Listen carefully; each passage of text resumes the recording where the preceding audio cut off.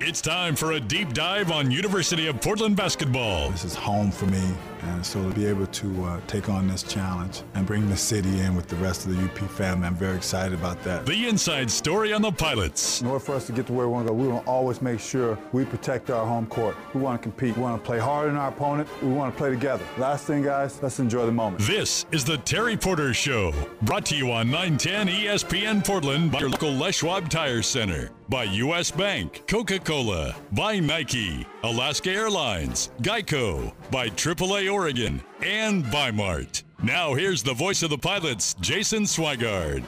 Well, good evening. Welcome into our 910 ESPN Portland studios. And you will notice the voice you're used to hearing on the other side there, Coach Terry Porter. Not with us tonight. He is on the road recruiting, as the Pilots do not have a midweek game this week, so they are out hitting all corners, looking for that next great piece to add to the basketball program for upcoming seasons. And so, as such, we got a little special program here for you tonight. We're going to check in with several of our other head coaches from our other programs up on the Bluff. And standing by, joining us here in just a moment, the head coach of the women's soccer team, Michelle French, is with us. Head men's soccer coach Nick Carlin Voigt will be with us at 7:15. And then at 7:30, we'll get head baseball coach Jeff Loomis joining us. The baseball team set to start the season coming up this week, and no better place to start that than the University of Hawaii. They'll open with a 4-game series on the island. And then wrapping things up, we will look ahead to the basketball team's lone game this week, Saturday at Chiles Center against the University of San Francisco. Assistant coach Tyler Gevin going to join us for the final segment and help us preview that game. But without further ado, she's been holding on there for us. Head coach of the women's soccer program, Michelle French. Good evening, Michelle. How you doing? I'm good. I'm just surviving the wind and the rain that's going on out there tonight. Well, yeah, we all got through Snowmageddon there without much incident. Yeah. That was, well, you went to school here. You know exactly what that's all about. But first of all, congratulations on a great inaugural season there up on the Bluff. You guys certainly turned things around quickly. 11 wins in your first year. Just overall, did you other than, getting to the playoffs and the NCAA tournament, but other than that, did you feel like you really accomplished the things that you were hoping to do in the first year of the program? Yeah, I think kind of internally as a staff, when we talked about this first year, our goal was to get to 10 wins, and we thought if we could double where the program was at last year, we would feel like it was a successful year. So for us to get that extra one, to get to 11 wins, and really, I think, put ourselves in a position towards the end of the season to win a couple more games. We felt like it was a good first year, and, obviously we look forward to bringing some star power back next year as well. So we just want to continue to build on those first 11 wins. Well, you got a lot of scoring coming back. That's always helpful, whatever sport you're in. But Taryn Rees led you with 15 goals. That was among the leaders in the nation. Your top 3 scorers are back, as well as a host of players who are going to be the key pieces, along with Taryn coming back, that you're going to be looking to make the development and continue to really lead this team coming up next year. Yeah, we're actually going, when we go into this season, we're going to have 11 seniors, which is pretty crazy. So we're going to have a lot of different players that lead in a lot of different ways. Larkin Russell, who was one of our top 3 scorers, but I think she only probably had 2 goals, but she had about, 7 or 8 assists, and is going to play a really big role for us, hopefully continuing to feed Taryn and giving her opportunities. But we have Kim Haslett, who is also one of those top 3 goal scorers, and we might look at her at a little bit of a different position this year, just to give her a better chance moving forward in the event that she wants to turn pro. So we've got a lot of good players coming in or returning, and then I think what we're going to complement those players with, whether it was in a couple of the transfers we're picking up or the players that we've just signed, I think we're going to give ourselves give Taryn actually an opportunity to not carry such a heavy load this upcoming season. Well, and you mentioned that it was a busy week last week, the announcement coming, 5 new players signed, 4 freshmen and 1 graduate transfer with this group. What impressed you with these players? obviously Anya Kaler out of Cal. You would expect as a graduate transfer to see time on the field right away. But any of the freshmen that you're looking at who could be special and crack into the lineup there and get some minutes? Yeah, I think so. I mean, as a staff, we're a little bit late in the recruiting process for this upcoming year, and so for us to be able to find players, whether in Shea Adams, who's a center back out of Seattle, or MJ Rowe out of Arizona, who's had time in our youth national team system, we expect them to come in right away and compete. We could potentially, if we're competitive in regards to our training sessions, we think that we could possibly have five or six new starters next year. And the current team's aware of that, and I think it's a welcome competitive culture that we're gonna have going into the preseason next year. Chatting here with the head coach of the women's soccer team, Michelle French, getting ready for her second year. And you guys, I don't know how many people really know this, but you guys get a spring season where you schedule games and have some friendlies as well, but you've got a schedule of 5 or 6 games that you'll get into. How important, we're used to seeing spring football and scrimmages and the big spring game, but how important, how critical is it for the development of the team to take advantage of these spring games? Yeah, I think it's going to be huge for us. First of all, just because we're going to probably play a little bit of a different formation than we played last season, so we're going to have to start to spend some time, as we have been the last 3 or 4 weeks, getting the players the reps that they need to understand what it is we're going to try to do. And so, when we against, the Thorns, or we play against the boys team, Portland State, Oregon State, it's gonna put us in a position to see really how we've grown over the first 2 months of our spring season. So, it's the experience that the player's going to get, and everybody's going to get experience. And I think that's important when you're in the spring season. It gives players an opportunity to compete, to keep something fresh in our mind when we head into the preseason about, players that really stepped up when it was the spring season. So, we're excited to see the players get after it, and hopefully that's going to translate into the fall season. Well, how exciting was it for you to come back, and you went to 3 college cups during your time, a finalist for the Herman Trophy as the nation's best player there during your time on the Bluff in the late 90s, and then you go on to professional playing career, coaching in the national women's team program, and coming all the way back after this time. Was it surreal, or how quickly did you just kind of fit into some old habits? Yeah, no, I mean, I think, everything that I've been able to do in my coaching career so far, I think kind of led me to this point. And really what I wanted to do was come back and represent UP and represent Clive and the legacy that he left here and the tradition that he built, and with Garrett Smith as well at the helm, winning the national championship. I feel so fortunate to have an opportunity to come here and be a part of this program again, and hopefully leave a positive stamp on it as we move forward.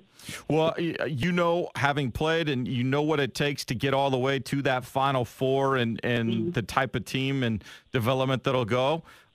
You've got 11 seniors coming back, so a lot of leadership, a lot of experience, but how far-fetched would it be, or how close to being able to compete at that level do you see the program where it is now, and how quickly you might be able to take it where you had it as a player?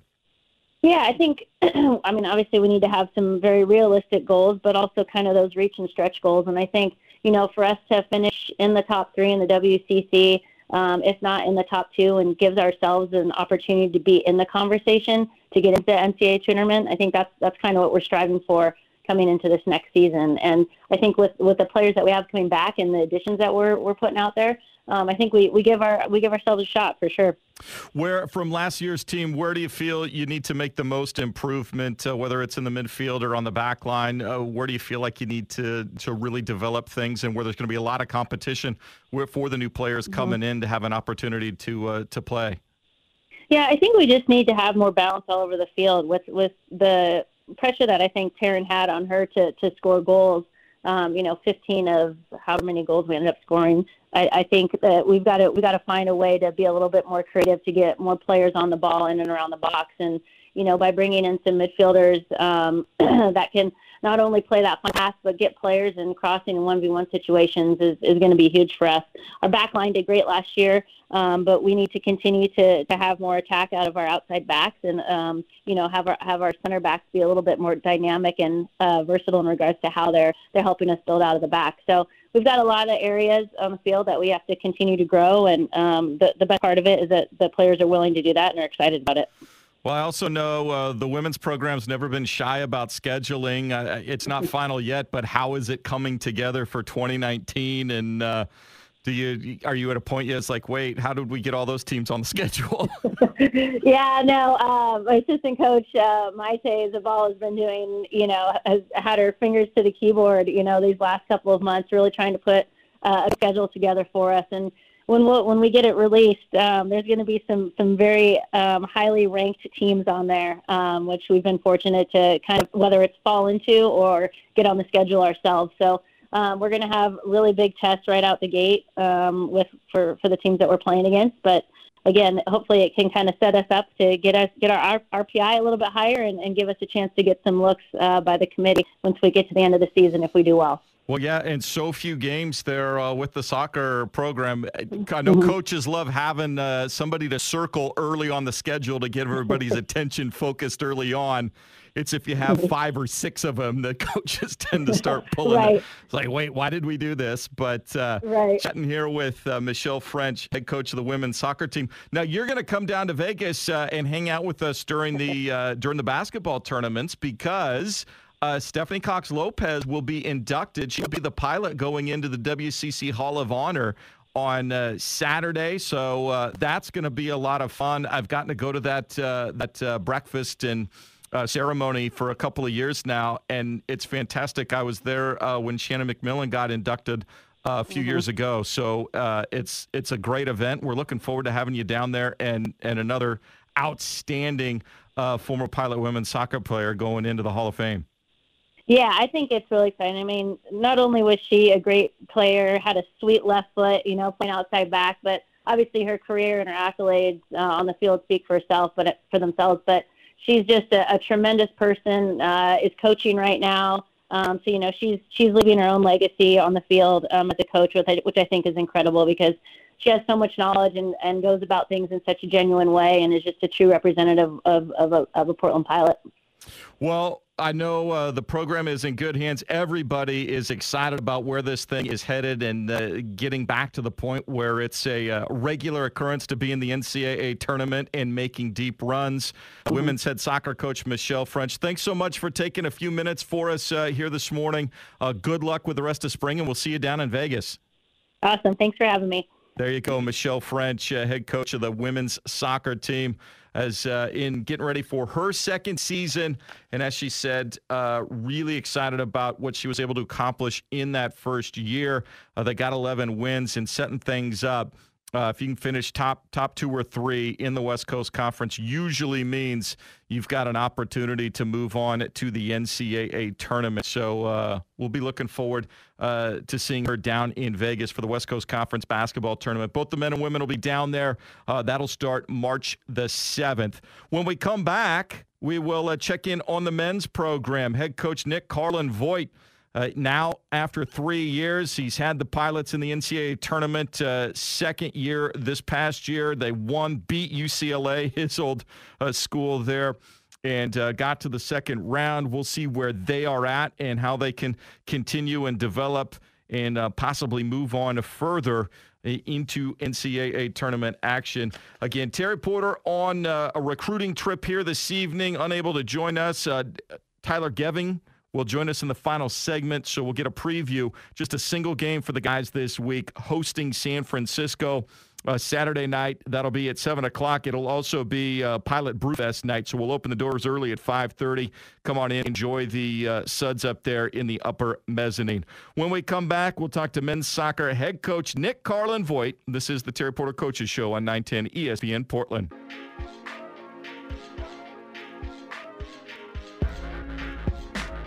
The inside story on Portland Pilots basketball. This is the Terry Porter Show on 910 ESPN Portland. Here again is Jason Swigard. Welcome back in to the Terry Porter Coaches Show. A special edition here with Terry out on a recruiting trip here. So he contacted me last night and let me know it wasn't going to work. And so we said, let's chat with some of our other head coaches of programs up there on the Bluff. Thanks again to Michelle French, who just joined us, the women's head soccer coach, and we'll stick on the pitch and welcome in the men's head soccer coach, Nick Carlin-Voigt, now getting ready for his 4th year after taking the Pilots to the NCAA tournament for the 2nd time in 3 seasons last fall. Good evening, Nick. How you doing? Doing great. Thanks for having me, and appreciate being on the show. Oh, no. Well, we appreciate you making time for us. I know you were busy over the weekend. We saw you in there with a whole host of kids in there. I know it's right in the middle of the spring season for you, but let's look back to 2018. Started off unbelievably, a 13-game unbeaten streak to start the season, ranked as high as number 7 nationally with the Crew. Looking back, and then obviously things got a little dicey once you got into conference play and started to see familiar foes again. But overall, what did you take away from that 2018 season? Well, it was a fantastic season. I think the guys get a lot of credit for having really a historical year. You know, if you look at the body of work that we had throughout the season, we had the 2nd largest unbeaten streak in the country. And, you know, for us to host and beat programs like the University of Washington, Oregon State, Syracuse, and the ACC was a great run of games. And, you know, the last 4 games in the league, obviously, they didn't go the way that we planned. It also had some bad injuries, you know, not having Ray Ortiz for really the majority of the year. And then Benji Michel took a terrible ankle sprain against University of San Francisco and kind of knocked him out until he started to get his win back against UCLA in the NCAA tournament. But it was a big step forward for us. One, our program goals were to host an NCAA tournament game, and that hadn't happened here in a long time. And then to have the Bruins of UCLA come here, such a storied program, and for us not to only beat them in the NCAA tournament, but I think to outplay them. We had 9 shots on goal that game, and to really put on. It was a very exciting game, even though it was only one goal was scored. The game literally could have been a 7-5 shootout, and it was attacking, and both teams were trying to play through the lines and trying to pass out of the back. And it was just, I think, a very exciting game, not just for the fans, but our program to say, hey, we can be a program that can compete for championships, can get to the NCAA tournament, and ultimately can, finish in the top 20 in the country like we did. No question. You had a tough turnaround, though, after beating UCLA. You had to get on a plane right away, fly halfway across the country in the dead of winter to take on the number 4 national seed in Kentucky. And a lesson, though, that I think guys will understand if you want to get to where you want to get to eventually. Those are the type of situations that you're going to have to be ready for and overcome and be able to play great soccer. Yeah, no, 100%. We learned a lot on the night, and I think the scoreline was flattering for Kentucky, but obviously they were 3rd in the country, and they lost to the national champs, University of Maryland, by a goal, and you know they were a legit Final Four team. And you know, the disappointing thing with that night is, again, we didn't have our full group there, but, you know, they weren't the prettiest team. They weren't the most technical team we played all year. I don't think they are actually the best team. I think UCLA was actually a more talented team. But what Kentucky had on the night were just the rigors of college soccer. And then, you know, we were probably 1 or 2 games away from avoiding that Thursday game. And so, you know, really the message of the guys is how close we actually were to making a little bit of a deeper run in the tournament. But having said that, I couldn't be more proud of the year that we had and everything that we learned. And for sure, that will be fuel for our fire and for our training to continue to drive the program forward. Chatting here with men's soccer head coach Nick Carlin-Voigt, and you mentioned how important Benji Michel was for you last year, but drafted in the MLS Super Draft Orlando City, and so he has signed a pro contract, and so it's bittersweet. I think it's important for the programs, you know, that you can see guys now get drafted into the MLS, but some big shoes to fill. Yeah, we're very excited for Benji, and then that's part of our model is being Soccer City USA, having a program that's relevant, having a program that's ranked, and getting national recruits, but also not just signing national recruits. And Benji was a 3-star recruit. I mean, I think he had 2 or 3 full offers, and we were one of them. And for him to come all the way from Orlando to really you can't come any further across the country than Portland, Oregon. And so, people see the end product and they said, he was this big-time superstar, and he ended up probably being one of the most attacking threats in college. But if you go back to his freshman year, he didn't score a goal for the first 7 games. And, we knew it was going to be a couple-year project. We were really happy to have him for 3 years.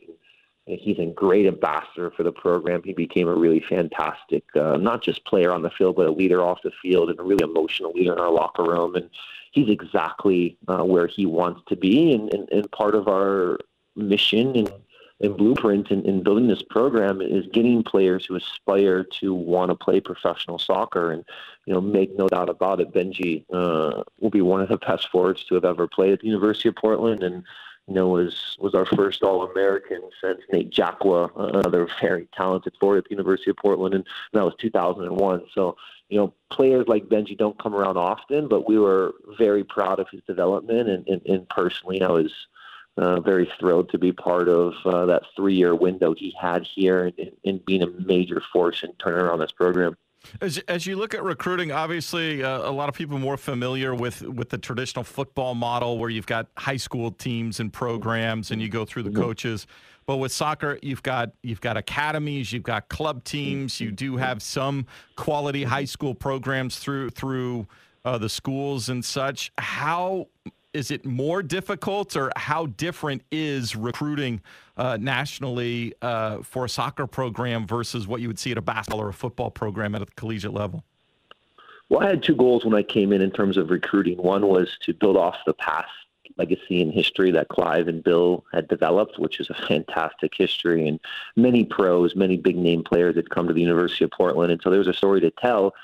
But then the second part, in the new phase and the new wave, I think, of the program was to develop national recruiting, and that started with getting into the top MLS academies from around the country. We were able to get Chris Reeves from FC Dallas, who transferred from Wake Forest, and another player from the Red Bulls, and getting players from the LA Galaxy, and really expanding our geographical footprint of not just recruiting the best players in the Pacific Northwest. Well, that's our number one philosophy, is recruiting inside out, is also now going to Orlando and getting a Benji Michel, or getting a Alejandro Perea, or going to the LA Galaxy and getting a Ray Ortiz or a Jake Arteaga, really, top 50 national recruits that really these guys were recruited by just about everyone in the country, and them believing in our vision and our mission, and saying they want to be on Merlot Field and they want to go to a program in a soccer school that soccer is not an afterthought. And so that's also changed, and now we have to reinvent ourselves, and you see more kids now are bypassing college. Just in this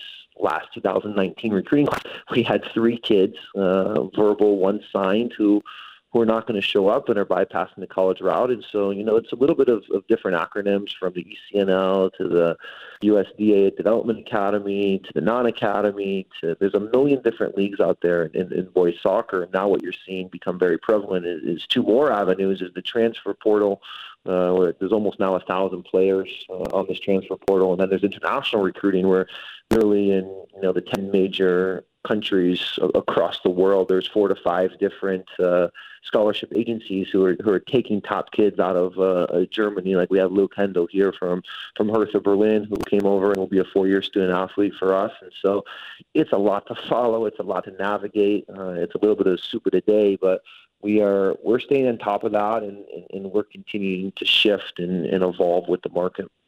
Well, the one player you have signed, you announced Friday, was Noah Beck, who's been in the Real Salt Lake Development Academy. Tell us a little bit about Noah and how where you see him fitting in with the program here coming in the next years. Yeah, Noah's another fantastic student athlete. He fits into our 3 goals when we're recruiting a student athlete. Is he fits into our team culture.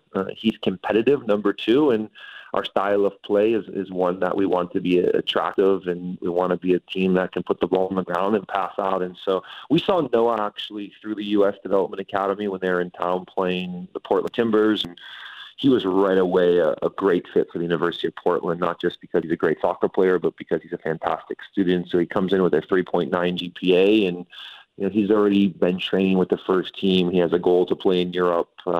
He started off as a forward, and like many good players do, they ended up moving a line back. And so he was a defensive midfielder when we saw him, and he verbally committed to us. And now this year they've made him a center back. And so what you're seeing is players with very high-level technical ability who are maybe more linkers or passers now start to move back to a center back for teams that want to play. So we think he's kind of a mold out of the Francesco who we have from Italy, who can build the game and he can spray the ball in different ways, and he's very, very comfortable on the ball. And so we're very excited to announce Noah.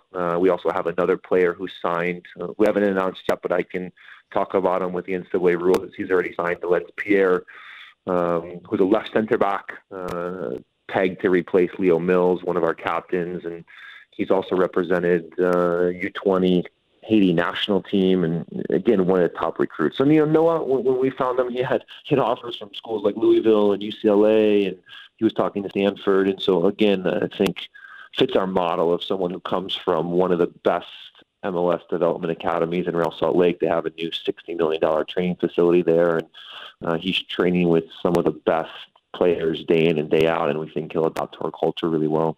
Chatting here with Nick Carlin-Voigt, men's head soccer coach for University of Portland. I know you're in the middle of your spring schedule. What do you want to see accomplish with your group to help get them prepared for the coming 2019 fall schedule?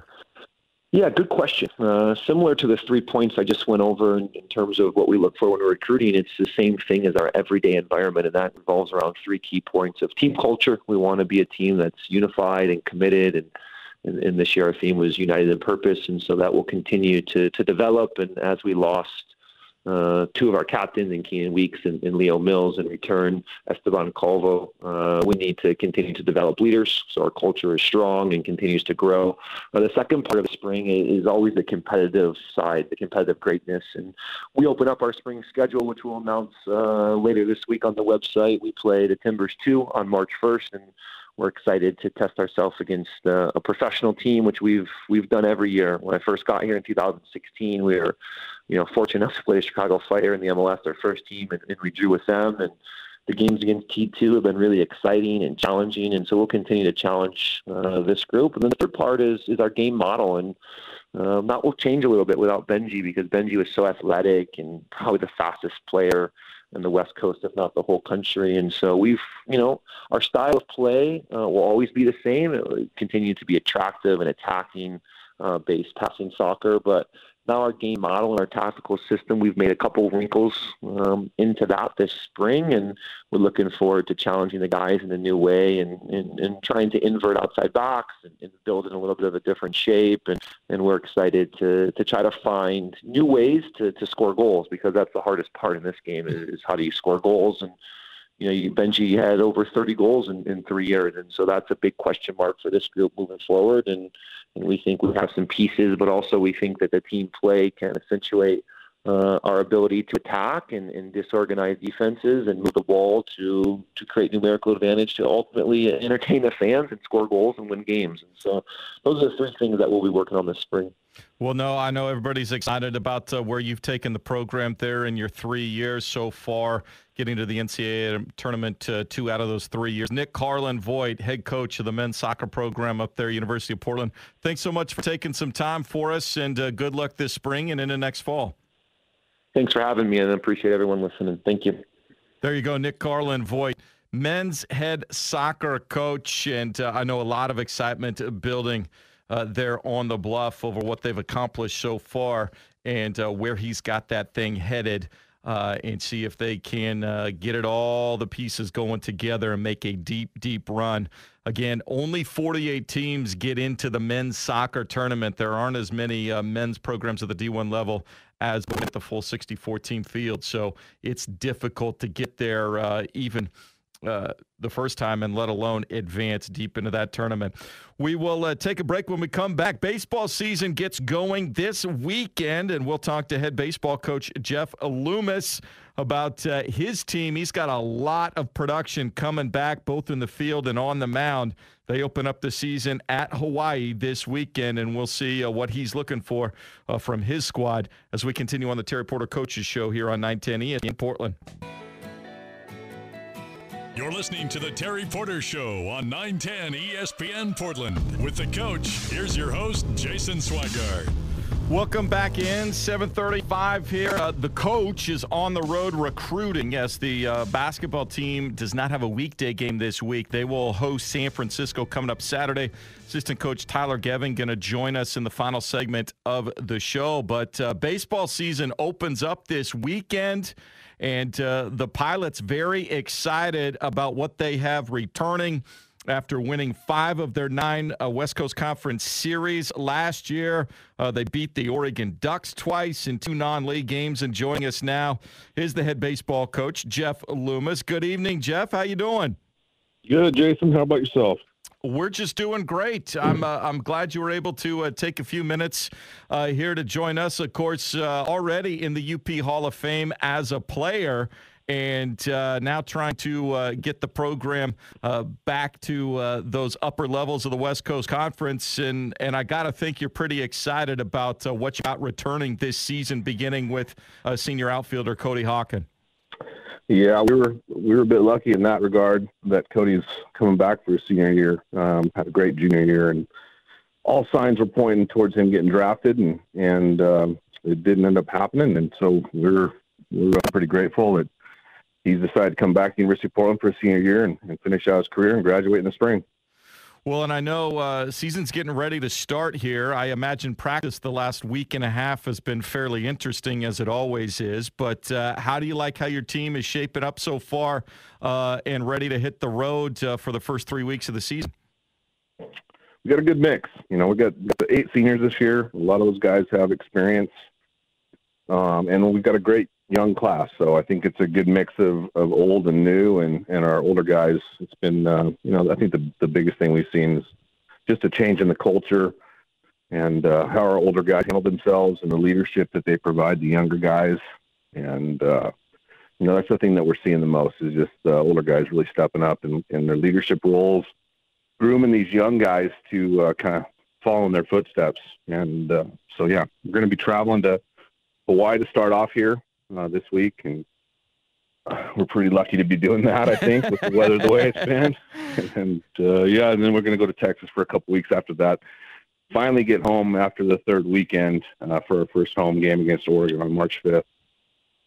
And how important is it? I mean, you've got 3 all West Coast Conference players in your pitching staff: Eli Morse, Connor Knutson, Kevin Baker. You talk about where you want to have experience and having a core of guys, especially where you have to start the season on the road. Part of that's just due to the weather and the geography up here. Yeah, how important is it for the younger guys to have that experience with them on the road as they start the season?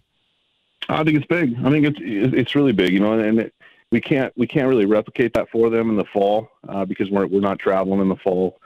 And so these trips like this, I think it brings guys together. And, we're going to be spending a lot of time together over the next 3 weeks, especially that trip to Texas where, we're on the road for a number of days there. And so it's going to be a chance for these young guys to really bond with some of the older guys. I think more than anything, though, is to learn how it operates, how it works. How do you keep up on your studies when you're gone for that kind of period of time? And so we're going to rely heavily on those little guys to kind of help our young guys, understand that they're student athletes. And even though we're focusing on baseball, that there's got to be a big focus on the academic side of it as well.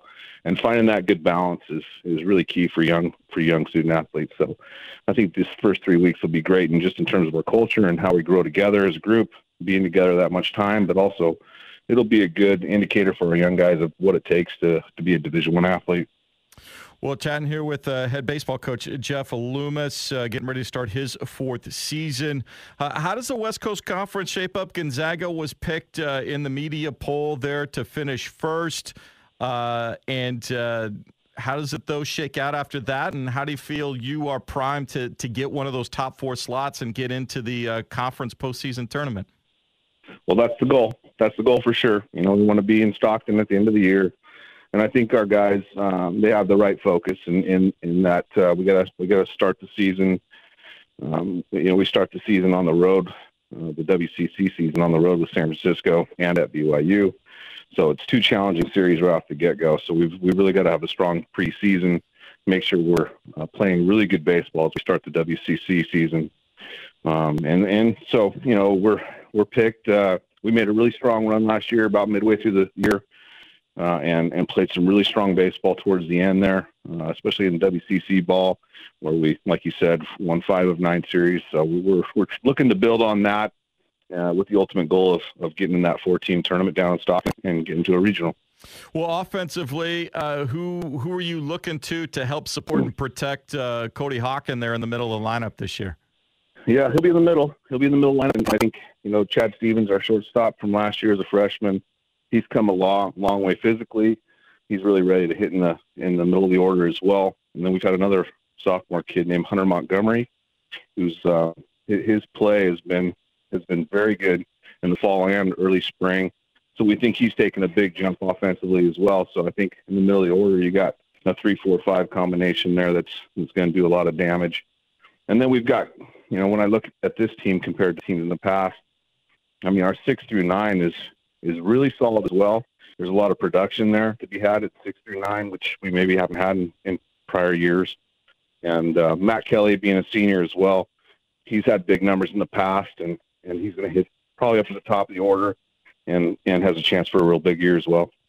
Well, I know I'm looking forward. I will be out there at Hops, Ron Tonkin Stadium at the Hops Fields. You guys get to bring the defending national champion Oregon State Beavers in Tuesday, March the 26th.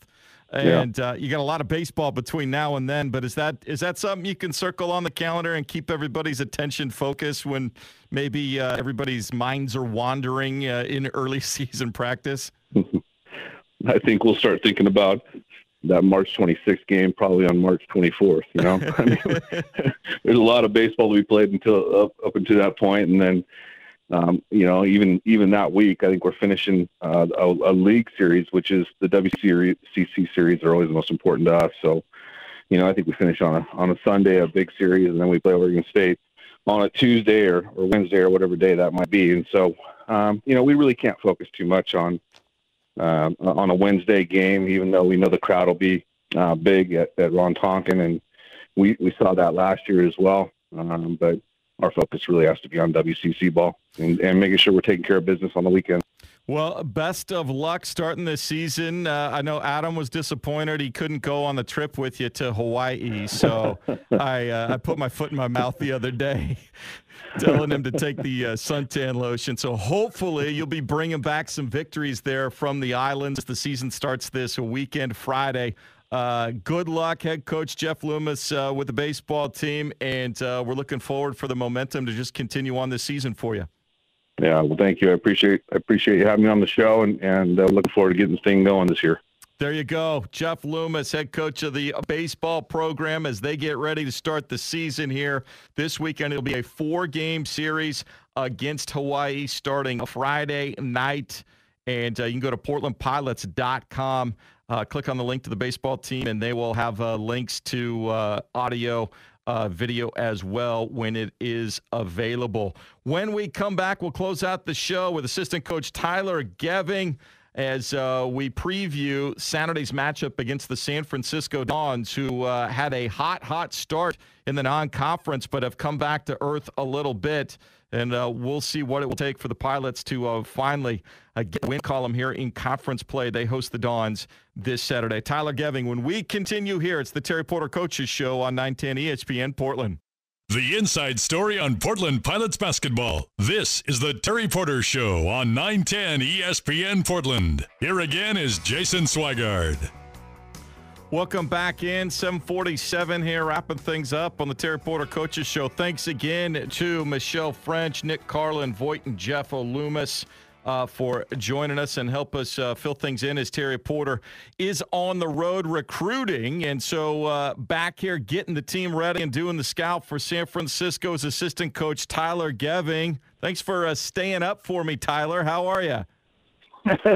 Doing great, man. Pleasure to be on. And, being the golf guy you are, that we always talk golf, how about our boy Lefty today? Huh? Yeah, Lefty.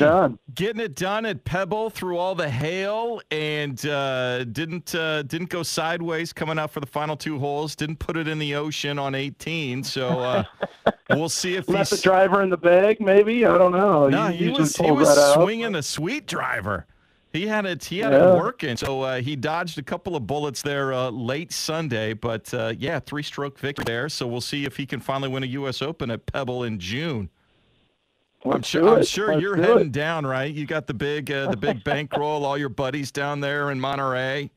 We'll see you in the galleries. I would love to do that. That's on the bucket list, I think, to play Pebble Beach at some point in my life. But anyhow, let's get to hoops. Yeah, let's get to hoops. Let's get to a win. San Francisco, of course, coming in. They, after their tremendous start, lost 3 of their last 4. They had a 3-game road trip: San Diego, St. Mary's, and Gonzaga. And the losses started catching up with them. They find themselves now 6-4 in conference, but maybe reeling a little bit. Of course, we had them in San Francisco in the middle of January, and Frankie Ferrari just kind of did whatever he wanted. First half setting everybody up, and then the second half came out and hit 4 threes in the opening 5 minutes, and that's all. That's all she wrote. What do we got in store for Frankie second time around? Oh boy, if people haven't seen Frankie Ferrari, it'd be a great opportunity for him to come out Saturday night. I mean, I was talking to a coach the other day, and we were talking about recruiting point guards, and you kind of look across the country, you just don't find a lot of true point guards that understand the game, know how to play the game. They're good leaders, guys that can shoot it, guys that have a great assist to turnover ratio.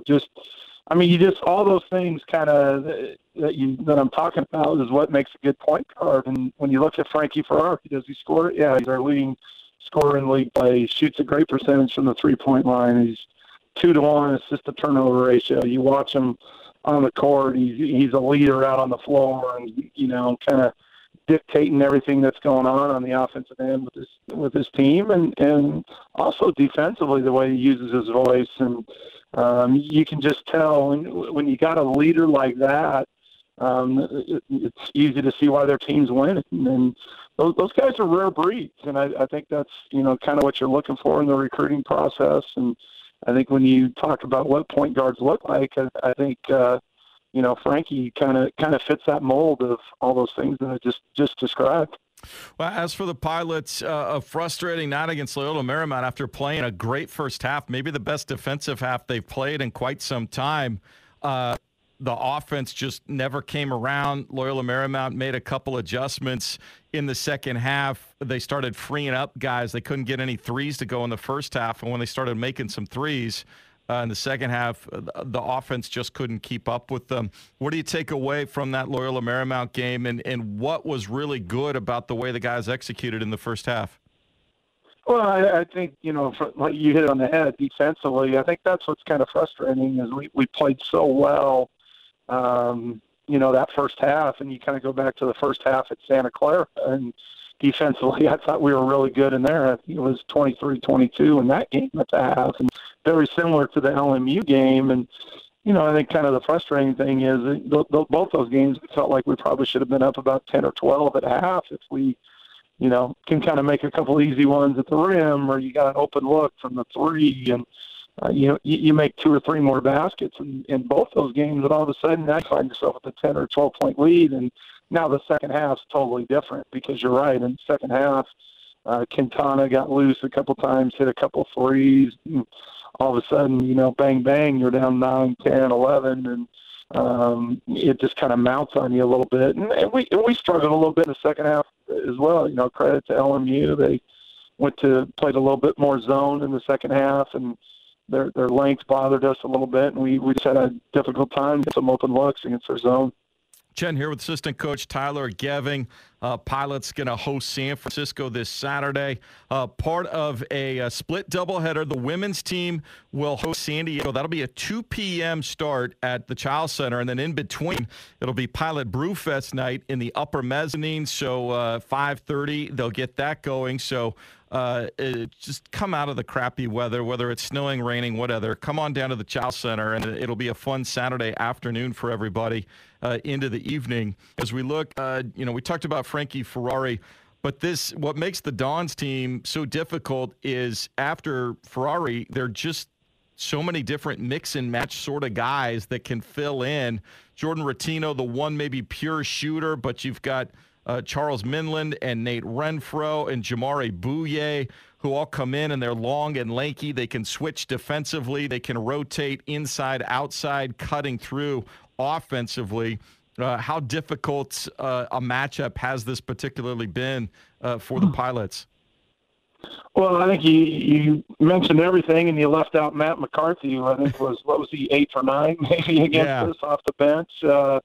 They're big kids. So, yeah, you kind of look at their team. They got all facets. I mean, they got it, like you said, they got a shooter in Rottino. They got 2 quality big guys in Jimbo Lowell and Matt McCarthy. And I'm a big Minland fan. I love his game. A guy that can put it on the floor a little bit. And, not a phenomenal shooter, but, shoots 40% in league play. So you kind of got to guard him out there, and you got to honor his shot. And that opens up some driving lanes for him. And, like you said, Bouye off the bench gives them a lift with him and Ferrari. And I think the main thing that we didn't do against them last time is watching the film again is we have to value the basketball, because if you turn the ball over against this team, they are so good in transition that they're just going to make you pay. And I think on the offensive end as well, when you take a bad shot, it's hard to get your defense set. Your transition defense is a mess after a bad shot. It's like a turnover. So, going into Saturday night, we got to take care of the ball. We can't turn the ball over. We've got to value every possession, and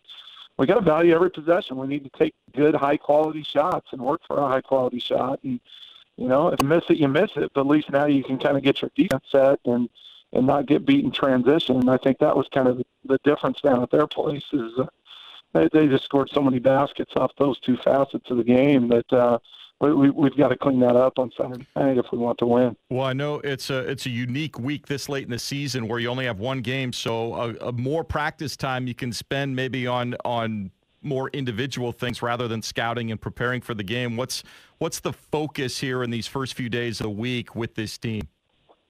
Well, I think, it's late in the year, so we gave them Sunday and Monday off, and I think, just coming back tomorrow, we've got to focus in on ourselves a little bit and get better on the defensive end and, execute a little bit better on the offensive end. So I think, especially the execution on the offensive end, those are just things that we've got to clean up this week and, really focus Tuesday, Wednesday, and Thursday a little bit more on ourselves on the offensive end and kind of preparing for them as well with our, defensive transition and our rebound. Those are 2 areas that we've kind of talked about all year that, we just need to spend some time on over the next few days. Assistant Coach Tyler Geving joining us here, wrapping things up on the Terry Porter Coaches Show, getting us ready for San Francisco. That'll be a 7 o'clock tip. Again, we'll join you at 6:30 with the pregame. Tyler, thanks so much for staying up with us, and we'll see you on Saturday. Anytime, my man. I appreciate it. And like you said, rain, snow, whatever, people get out and watch college basketball. It's a great ticket here in Portland. There you go. Tyler Geving, assistant coach, as indeed it'll be a fun day. Women play at 2 o'clock. They'll take on San Diego. We'll have the Pilot Brewfest going on at 5:30, and then we'll take on the men will take on San Francisco 7 o'clock. We'll join you at 6:30 with the pregame. Thanks to all our coaches here this evening: Michelle French, Nick Carlin, Voigt, Jeff Loomis, Tyler Geving. Terry Porter will be back next Monday as well as we prepare to hit the road for 3 of the final 4 games of the regular season. Thanks as always to our producer, Preston Highfield. We'll talk to you Saturday night at the Chiles Center. I'm Jason Swigard. Have a very good night.